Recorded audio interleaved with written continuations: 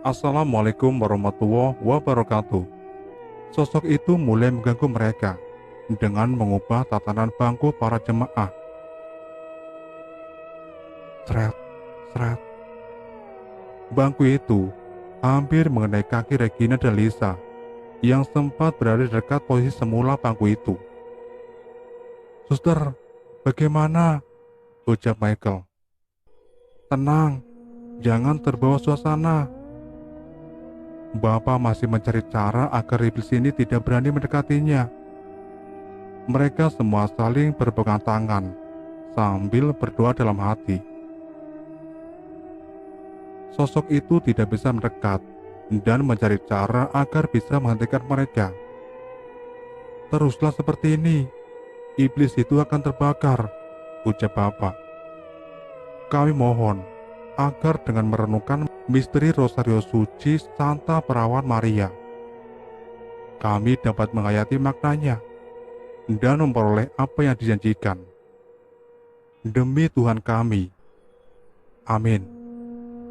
Sosok itu berteriak kencang sambil memegang kepalanya. Dia kemudian menghilang ketika lampu gereja menyala.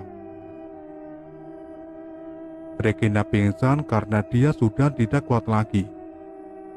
"Gin, kamu kenapa?" "Dia hanya kelelahan."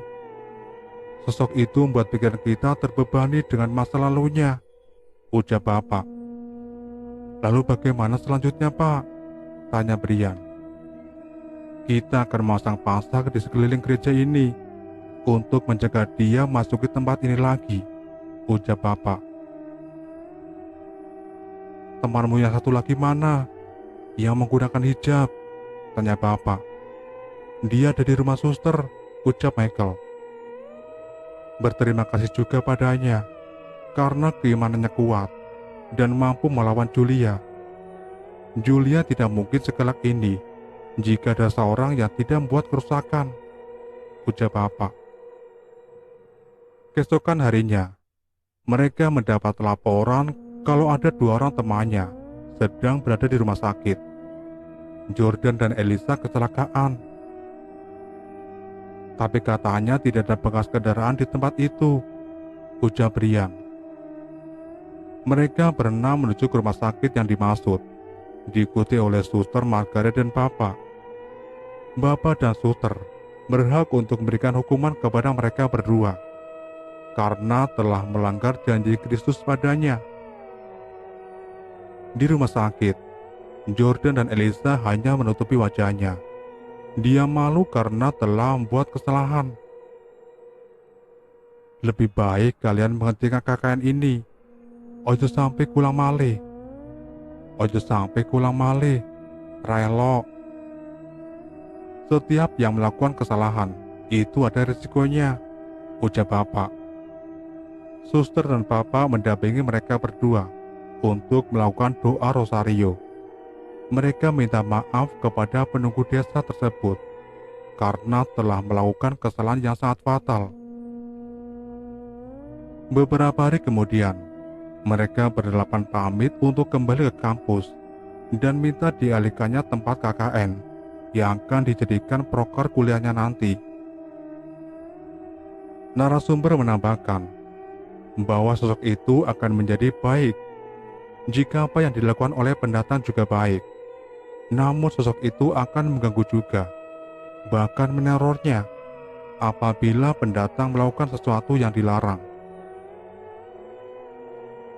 Dan treat ini dimuat untuk memberikan pelajaran berarti. Terkadang apa yang dilakukan kita itu akan berimbas pada diri kita sendiri dan menjadikan tempat manapun dengan penuh kehormatan. Di mana bumi dipijak, disitulah langit dijunjung. Inilah cerita selengkapnya. Melanjutkan mengenai KKN berujung teror dan Julia. Setidaknya treat ini masih ada sangkut pautnya. Di balik hancurnya keluarga dari Mr. Hansen yang terjadinya kecelakaan hebat yang menewaskan puluhan korban jiwa secara mixed, baik pribumi maupun orang Belanda. Pihak gereja segera menanamkan pasak di sekeliling gereja itu sendiri Sosok Julia tertahan selama beberapa abad karena dendamnya yang belum juga kunjung selesai. Dia masih belum puas dan apa yang telah ia lakukan itu sendiri, karena dia tidak menginginkan adanya kehancuran dalam hidupnya. Selama tertahan, pihak gereja selalu menurunkan titah. Jika suatu hari ada orang asing yang memasuki gereja dengan lemah imannya, maka bisa dibuat orang itu akan menjadi target Julia selanjutnya. Julia akan semakin kuat jika ada orang yang melakukan tindakan tidak terpuji dalam gereja. Hal itu yang membuatnya keluar dari pertahanan yang ditahan oleh para pendeta waktu dulu. Selama dalam waktu penurunan titah pemegang kepercayaan gereja, semuanya diturunkan oleh anak laki-laki. Tidak pernah diturunkan titah itu pada wanita sekalipun. Hingga masanya berlanjut, Suster Margaret menjadi kepercayaan Bapak Albert, pendeta kala itu, untuk memegang mandat gereja agar Julia tidak bisa keluar dari tempat tersebut. Beberapa orang menolak dengan diangkatnya Suster Margaret. Dia harus mempunyai sedikit kontribusi untuk desa dari apa yang dia punya, semisal menyembuhkan orang yang sakit karena guna-guna atau kesurupan. Suster Margaret kecil, memiliki sebuah insting yang tajam. Di umur yang masih remaja, dia mendapatkan pengakuan gereja untuk melanjutkan kepada tahap selanjutnya.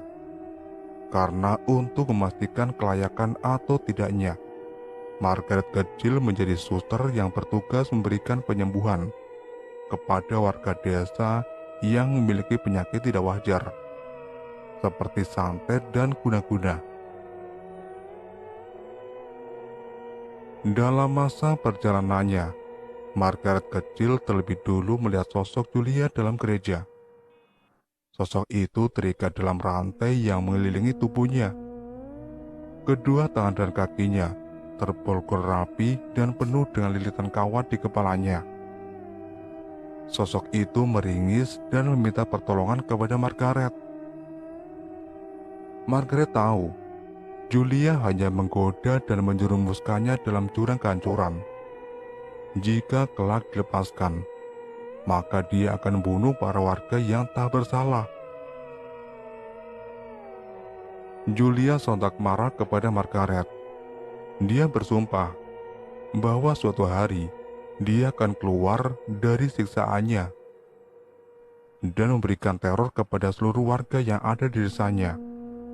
Hal itu membuat Margaret tidak menggubrisnya, karena iblis akan terus berjanji, walaupun apa yang diinginkannya tak pernah terrealisasikan.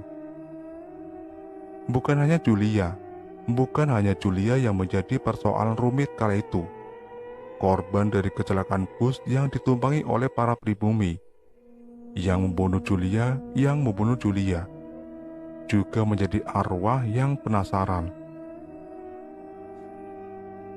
Bus itu sering muncul untuk memberikan tumpangan kepada para warga yang hendak menuju kota. Suster Margaret diberikan mandat untuk menghilangkan itu semua. Karena ini berdasarkan tugas dan keinginan hati Suster Margaret. Dia membasahi jalan raya tersebut, tempat kecelakaan tersebut, dengan perasan jeruk nipis. Terdengar hingar-bingar teriakan minta tolong. Rasa sakit dan penderitaan para korban masih belum menerima kematiannya. Suster Margaret meyakini hal ini masih ada kaitannya dengan Julia. Margaret tumbuh menjadi sosok wanita yang diminati para warga. Karena posisinya sebagai orang terpenting, dia dilarang untuk menikah. Namun dia meyakini dirinya akan menikah dengan orang yang sama-sama taat. Margaret menikah dengan pemuda yang dicintainya dan memiliki seorang anak bernama Lukas. Dari dalam diri Lukaslah akan terpancar dua keturunan yang menurunkan kemampuan dari Margaret.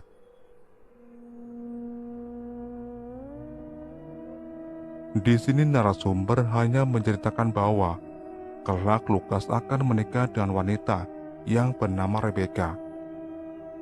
Dia melahirkan 5 orang anak. Salah satunya adalah Nathan. Jadi Nathan adalah cucu dari suster Margaret dan anak dari pasangan Lukas dan Rebecca. Di malam kelahiran Nathan, pihak gereja meminta untuk berhati-hati ketika anak dilahirkan kelak, karena Julia sudah hampir keluar dan bisa saja membuat kekacauan. Pihak gereja membenarkan bahwa Julia menginginkan anak yang bernama Nathan. Karena itu, terjadilah penutupan gerbang gaib di dalam rumahnya. Rumah kediaman dari suster Margaret penuh dengan tanda salib yang berjejer di dinding. Hal itu bertujuan sebagai penutup dari gerbang gaib antara gereja dan juga rumah di dekatnya. Elingke, ojo sampai liontin kui madep mengisor. Bahaya. Yang artinya, ingatkan, jangan sampai liontin ini menghadap ke bawah. Bahaya, ucap suster Margaret. Lukas dan Rebecca paham bahwa anaknya yang bernama Nathan menjadi sorotan dari sosok Julia itu sendiri. Hingga ketika Nathan berumur 10 tahun, Julia terbebaskan secara otomatis. Julia terbebaskan karena ada beberapa warga yang melakukan kesialan di dalam gereja. Warga itu melakukan hal yang tidak senonoh hingga Julia menjadi kuat. Julia terlepas dari neraka masa lalunya dan kini meneror para warga dengan membakar lahan, membunuh ternak, dan menggoda anak kecil. Pada hari yang sama, Nathan dikurung dalam kamar. Dia dituntut untuk belajar dan memahami dari isi Alkitab. Dia tidak diperbolehkan keluar dari kamarnya hingga sosok Julia berhasil menembus gerbang gaib yang telah dipasangkan oleh suster Margaret. Jejeran liontin di temboknya menghadap ke bawah. Lukas dan Rebecca yang tahu itu segera memanggil suster Margaret di gereja. Julia berhasil masuk kamar Nathan. Dia menjadi sosok wanita yang sangat cantik. "Kowe sopo? Kamu siapa?" tanya Nathan. Julia hanya bisa tersenyum. Dia pun keluar lagi dari kamar Nathan dengan menembus pintu kamar. Nathan yang tahu itu meyakini bahwa yang dia temui bukanlah manusia. Nathan melangkahkan kaki untuk mengejar wanita itu. Karena dia tidak boleh keluar, tubuhnya otomatis terhenti di bibir pintu. Namun rasa penasarannya membuat Nathan membukakan pintu kamar dan menuju ruangan belakang. Dia melihat sosok Julia melambai-lambaikan tangan ke arahnya. Nathan mengikuti langkah kakinya, berharap ada sesuatu yang bisa ia ketahui. Mengapa dia tidak bisa keluar dari kamarnya baru-baru ini? Ketika berada di sebuah gudang penuh dengan lemari, Nathan menatap sebuah cermin yang tertutup oleh tirai berwarna putih. Dia melangkahkan kakinya secara perlahan sambil menyodorkan tangannya ke arah tirai itu. Keinginannya untuk membuka tirai itu didasari rasa penasarannya yang sangat kuat. Begitu tirai itu terbuka, sosok Julia sudah berada di belakang tubuhnya. Sosok itu memiliki wajah yang menyeramkan dibanding awal dia bertemu di kamarnya. Mulutnya penuh dengan darah. Rambutnya acak-acakan, menambah sisi menyeramkan dari sosok Julia. Nathan membalikkan tubuhnya. Dia melihat betul sosok itu sedang marah padanya.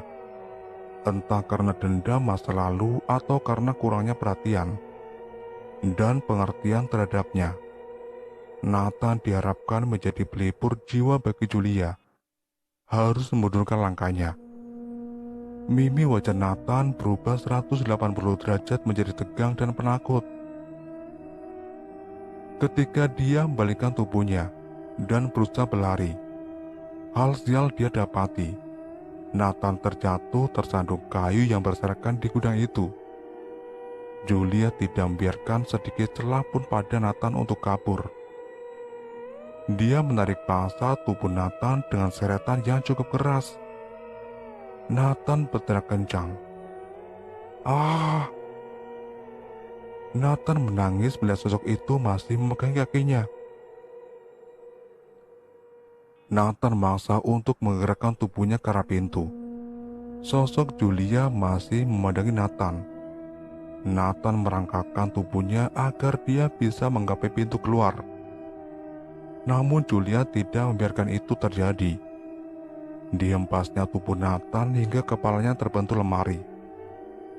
Nathan masih bisa menatap samar wajah Julia yang penuh dendam itu.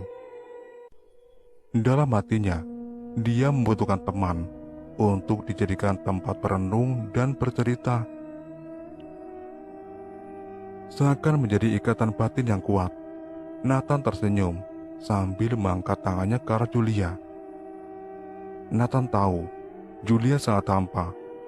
Kematian Julia mungkin tidak bisa diterima begitu saja. Ada dendam yang belum diselesaikan. Suara lonceng dari kejauhan berdengung keras. Julia menghilang untuk menghindari diri dari kejaran para suster dan pendeta gereja. Tubuh Julia menghilang di pojokan ruangan. Beberapa menit kemudian, ayah dan ibu Nathan datang bersamaan dengan bapak dan suster Margaret, neneknya. Nathan sudah terkapar, kaku tak berdaya. Mulutnya tidak bisa menggerakkan sepatah kata pun. Suhu tubuhnya mendadak meningkat tajam. Lukas dan Rebecca, atau ayah dan ibu Nathan, membawa Nathan menuju kamar. Sedangkan neneknya dan bapak Albert, pendeta gereja, masih memandangi pojokan ruangan yang penuh dengan bercak darah. Karena kejadian itu dirasa membahayakan nyawa Nathan, bapak dan suster Margaret membuat pasak penghalang dari bambu kuning. Pasak itu ditancapkan setiap sisi rumahnya. Puluhan liontin terpampang di setiap dinding ruangan, kecuali kamar mandi. Julia suatu saat akan kembali dengan membawa dendam yang sama.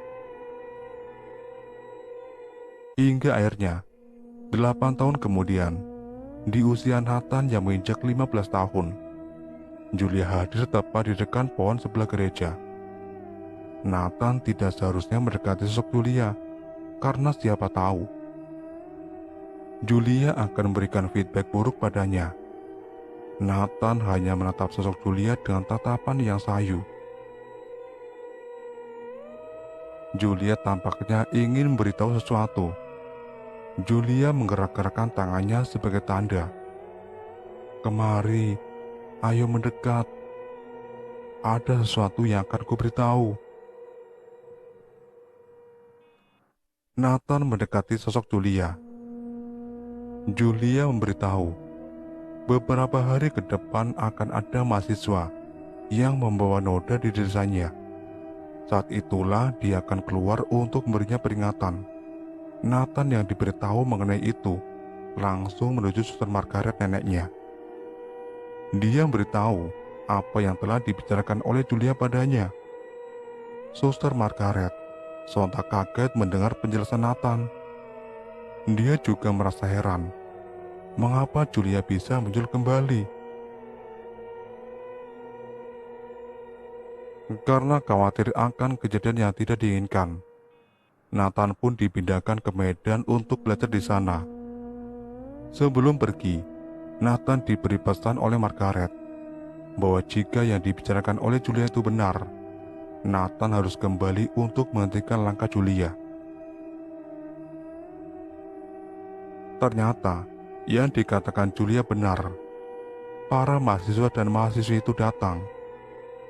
Suster Margaret melihat beberapa dari mahasiswa itu tampak bermesraan seperti tidak mengenal tempat. Mahasiswa yang dimaksud di sini adalah Jordan dan Elizabeth. Suster Margaret juga memandangi Rama karena dia mengetahui sedikit mengenai desanya. Hingga saatnya, tragedi yang dikatakan oleh Nathan benar-benar nyata. Julia menjadi sosok peneror yang sangat ditakuti oleh mahasiswa tersebut. Awalnya, Nathan disuruh untuk kembali ke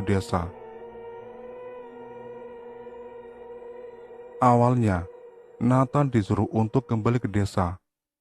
Namun hal ini tidak disetujui oleh bapak, karena bisa jadi teror ini bisa menyebabkan kecelakaan besar bagi keseluruhan orang yang berada dalam ruang lingkupnya. Julia marah karena Jordan dan Elizabeth melakukan hubungan seks tanpa berpikir panjang dan mengenal tempat. Dia marah karena hal yang pernah dilakukan oleh para pribuminya terulang kembali. Julia sangat membenci itu. Hingga akhirnya, dia memberi peringatan kepada dua mahasiswa yang melakukan hubungan seks itu. Karena tindakan Elizabeth dan Jordan telah diketahui oleh Rama dan yang lainnya, serta Suster Margaret dan juga bapak. Elizabeth dan Jordan malu. Dia kemudian kabur menuju kota karena bingung arah mana yang akan ditujunya. Mereka berdua ketemu dengan wanita cantik perawakan seperti bule dengan rambut yang agak keriting. Jordan bertanya kendaraan apa yang bisa digunakan untuk menuju kota. Wanita itu menjawab, "Bis kota." Beberapa menit kemudian, bus yang dikatakan wanita itu datang. Di dalam bus itu, terdapat banyak penumpang dengan beragam barang bawaan. Mereka berdua tidak menyadari bahwa bis itu adalah bis yang telah membuat tragedi kecelakaan terburuk hingga memakan jiwa yang sangat banyak. Wanita yang menunjukkan Jordan dan Elizabeth kepada arah kota itu adalah Julia. Julia menyamar untuk mencelakai keduanya. Hingga kejanggalan dalam bus itu berlangsung. Surat yang diberikan kondektur mobil kepada keduanya adalah surat dari Julia yang isinya, "Membusuklah kalian para pezina di dalam neraka." Dan kecelakaan pun terjadi. Bis kota yang ditumpangi oleh mereka berdua menabrak pohon besar. Anehnya, mereka kala itu langsung terpental hingga ke pinggir jalan raya. Mereka berdua sudah diambang sekarat, namun masih tetap ada keinginan untuk hidup. Sosok wanita itu datang sembari mengambil surat yang penuh dengan bercak darah dari tangan Elizabeth. Elizabeth menatap ke arah wanita itu. Ternyata, dia adalah wanita yang menunjukkan ke arah kota. Betapa terkejutnya Elizabeth mengetahui itu. Wanita itu berjalan lenggak-lenggok menuju arah pulang ke arah desa, sembari memainkan payungnya. Untungnya, takdir kehidupan masih berpihak padanya. Mereka berdua selamat dibantu warga yang sedang melewati jalanan itu. Mereka berdua dibawa ke puskesmas terdekat, lalu dilarikan ke rumah sakit kota karena kondisinya yang sudah kritis. Hingga kasus KKN berujung teror ini telah selesai. Julia dilepaskan dari genggaman Suster Margaret dan bapak. Alhasil, Julia sering mendekati Nathan. Setelah lulus SMA, Nathan berkunjung ke rumah neneknya karena mendapati mimpi bahwa neneknya akan meninggal. Serasa menjadi sebuah pesan, Nathan pun melihat kondisi Suster Margaret yang tidak wajar. Tubuh Suster Margaret hilang setengah. Dari kaki hingga pusar, bagian itu hilang. Nathan menangis melihat kondisi neneknya yang sudah diambang kematian. Anehnya, hal itu hanya dilihat oleh Nathan itu sendiri. Bukan hanya itu, ada dua bayangan hitam sedang menunggu di masing-masing samping neneknya. Benar saja, beberapa hari setelah kunjungan itu, Suster Margaret meninggal dunia. Pihak keluarga meyakini bahwa meninggalnya Suster Margaret sangat wajar dan tidak ada unsur magis. Berbeda dengan Nathan, dia rasa neneknya meninggal karena ada sesuatu yang tersimpan dalam dirinya. Neneknya meninggal karena ada sesuatu yang tersimpan dalam diri neneknya, hingga lupa diturunkan kepada anak dan cucunya. Tepat di 7 hari setelah meninggalnya Suster Margaret, Nathan dimimpikan olehnya. Nathan diberi wejangan oleh neneknya, berupa doa-doa dan amalan khusus lainnya. Hingga saat ini, sosok Nathan menjadi sosok yang sangat peka, dan kemungkinan besar akan meneruskan perjalanan dari neneknya, Suster Margaret. Itulah akhir dari cerita ini, cerita yang berjudul Kisah Kelam dari Suster Margaret. Semoga dapat diambil pembelajaran dari cerita ini. Dan mohon maaf bila ada kesalahan dalam menyampaikan alur cerita ini. Dan tetap nantikan cerita-cerita selanjutnya di channel ini. Wassalamualaikum warahmatullahi wabarakatuh.